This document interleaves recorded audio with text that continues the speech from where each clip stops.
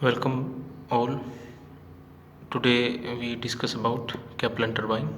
Kaplan turbine का नाम we कैपलन के नाम पे पड़ा है, जिसको उन्होंने खुद डिज़ाइन और डेवलप किया था।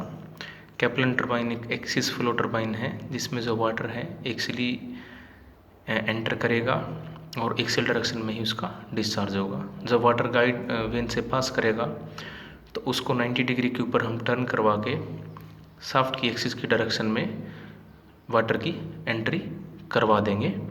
कैपलन टर्बाइन भी फ्रांसिस टर्बाइन की तरह एक रिएक्शन टर्बाइन है, जिसमें दोनों तरह की एनर्जी अवेलेबल रहती है, प्रेशर एनर्जी और काइनेटिक एनर्जी। कैपलन टर्बाइन भी एक लो हेड टर्बाइन है, जिसका जो हेड है 2 मीटर से 25 मीटर के बीच में वेरी करता है। ये एक हाई स्पेसिफिक स्पीड टर्बाइन है, जिसकी स्पेसिफिक स्पीड वेरी करती है 255 आरपीएम से 860 आरपीएम के बीच में। और एक्सियल जो फ्लो टर्बाइंस है वो हमेशा ही हाई डिस्चार्ज टर्बाइंस होती हैं। तो कैपलन टर्बाइन भी एक हाई डिस्चार्ज टर्बाइन है, जिसका डिस्चार्ज वेरी करेगा 70 to 800 मीटर क्यूब पर सेकेंड। कैपलन टर्बाइन की कंस्ट्रक्शन भी काफ़ी कुछ फ्रांसिस टर्बाइन की कंस्ट्रक्शन के जैसी ही होती है। पेनस्टॉक से हम एक स्पायरल केसिंग को अटैच कर देते हैं। स्पायरल केसिंग का जो एरिया है डिक्रीज़ करता है in the direction of flow. Spiral casing के अंदर हम एक ऑपरेटिंग रिंग अटैच कर देते हैं। ऑपरेटिंग रिंग को हम गाइड वेन कंट्रोल डिवाइस से ऑपरेट करते हैं, और ये ऑपरेटिंग रिंग हमारी गाइड ब्लेड से जुड़ी रहती है। इसके अलावा इसमें एक स्टेयरिंग रहती है, जिसमें स्टे ब्लेड फिक्स रहते हैं, जो कि वाटर को गाइड करती है गाइड ब्लेड्स की तरफ। जब वाटर गाइड ब्लेड से पास होता है तो यहाँ से वो 90 डिग्री के ऊपर टर्न हो जाता है, और ये हमारी रनर की शाफ्ट है। इसका जो लॉन्गर एंड है उसको हम हब बोलते हैं। इस हब के ऊपर हमने रनर के ब्लेड्स फिक्स कर दिए हैं, जो कि एडजस्टेबल होते हैं।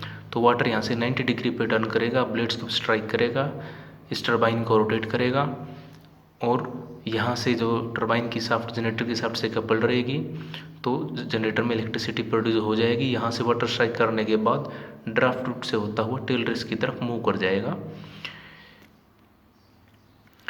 जैसा कि हम इस डायग्राम में देख रहे हैं, जो कैपलन टर्बाइन का जो रनर है वो उसका एक लॉन्गर एंड होता है, जिसके ऊपर हम जो एडजस्टेबल ब्लेड्स है वो फिक्स कर देते हैं। इन ब्लेड्स को हम किसी भी एंगल के ऊपर एडजस्ट कर सकते हैं, ताकि हम लिक्विड की क्वांटिटी को कंट्रोल कर पाएँ।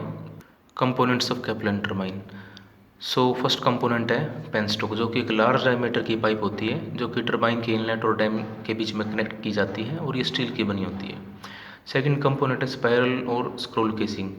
जैसा कि पहले बताया गया कि यह एक एयर टाइट केसिंग होती है, जिसमें प्रेशर एनर्जी और काइनेटिक एनर्जी दोनों अवेलेबल रहती है, और इसका जो एरिया है इसका जो क्रॉस सेक्शनल एरिया है फ्लो के डायरेक्शन में डिक्रीज होता है, ताकि हम एक कॉन्स्टेंट फ्लो रेट को ऑब्टेन कर पाएँ। और इसमें जो वाटर है रनर के चारों तरफ इवनली डिस्ट्रीब्यूट होता है, जिससे एडिस फॉर्मेशन अवॉइड होती है। और जो केसिंग है हमारी कास्ट स्टील, प्लेट स्टील और कंक्रीट स्टील की बनी होती है। ये हमारी स्पायरल केसिंग है, ये हमारी ड्राफ्ट ट्यूब है। गाइड मैकेनिज्म की अगर हम बात करें, तो जैसा कि हमने बताया कि एक स्टेयरिंग होती है। स्टेयरिंग से हमारे स्टे वेन्स अटैच होते हैं। स्टे वेन्स को हम फिक्स्ड ब्लेड भी बोलते हैं। ये हमारी स्टेयरिंग्स हैं, ये स्टे ब्लेड्स हैं, स्टे वेन्स हैं।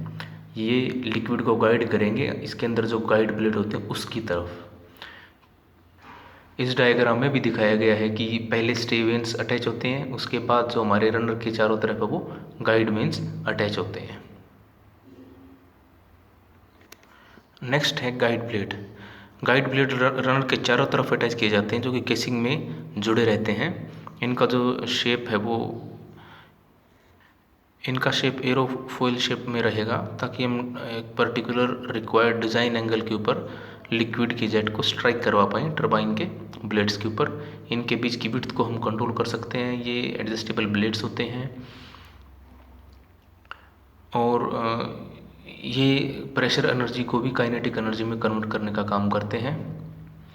गाइड ब्लेड्स एडजस्टेबल हैं, जो कि गाइड व्हील से अटैच कर दिए जाते हैं, जिसको हमने ऑपरेटिंग रिंग वर्ड हमने यूज़ किया था। रनर के ऊपर एडजस्टेबल वेन्स या रनर ब्लेड्स को अटैच किया जाता है, और रनर के ब्लेड्स के ऊपर इम्पल्सिव और रिएक्टिव दोनों फोर्सेस एक्सर्ट की जाती है फ्लोइंग वाटर के द्वारा। जो हमारी कैप्लन टरबाइन है उसमें वाटर एक्सिली डायरेक्शन में, इनवर्ड एक्सिली डायरेक्शन में एंटर करता है और एक्सिल डायरेक्शन में ही डिस्चार्ज करता है। जो रनर है कास्ट आयरन का, स्टील का और ब्रोंज का मेटेरियल हम यूज़ करते हैं रनर को बनाने के लिए, और इसको हम शाफ्ट के साथ अटैच करते हैं। कैप्लन टरबाइन में जो शाफ्ट है वो वर्टिकल होती है, इसका जो लोअर एंड है वो लार्जर होता है जिसको हब या बोस बोला जाता है। इस हब या बोस के ऊपर हम ब्लेड को अटैच कर देते हैं, जैसे कि ये लॉन्गर एंड है जिसको हब या बोस बोला गया है। ये ब्लेड्स हमने अटैच कर रखे हैं जो कि एडजस्टेबल होते हैं, और अगर ये ब्लेड एडजस्टेबल नहीं होते तो उस टरबाइन को हम प्रोपेलर टरबाइन बोलते हैं।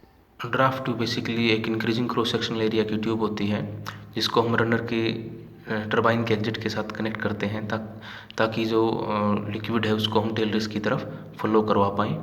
टरबाइन के एग्जिट के ऊपर वाटर की प्रेशर वेलोसिटी एनर्जी है वो काफ़ी कम हो जाती है, उसको प्रेशर एनर्जी में कन्वर्ट करने के लिए हम एक लार्जर एरिया की ट्यूब का यूज़ करते हैं जिसको ड्राफ्ट ट्यूब बोलते हैं। ये कैविटेशन की जो प्रॉब्लम्स है उसको भी हम प्रिवेंट कर पाते हैं with the help of draft.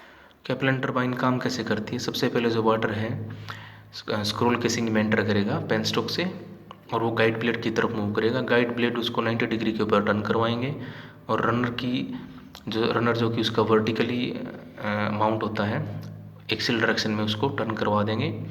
वो जो रनर है उसके ब्लेड के ऊपर जो हमारी फ्लोइंग वाटर है वो फोर्स एक्सर्ट करेगा, सो वो टरबाइन और जो रनर है वो रोटेट करेगा। वो रनर जनरेटर की शाफ्ट के साथ कपल्ड रहेगा तो जनरेटर की शाफ्ट रोटेट करेगी जिसकी वजह से उसमें इलेक्ट्रिसिटी प्रोड्यूस होगी। Thank you dear all.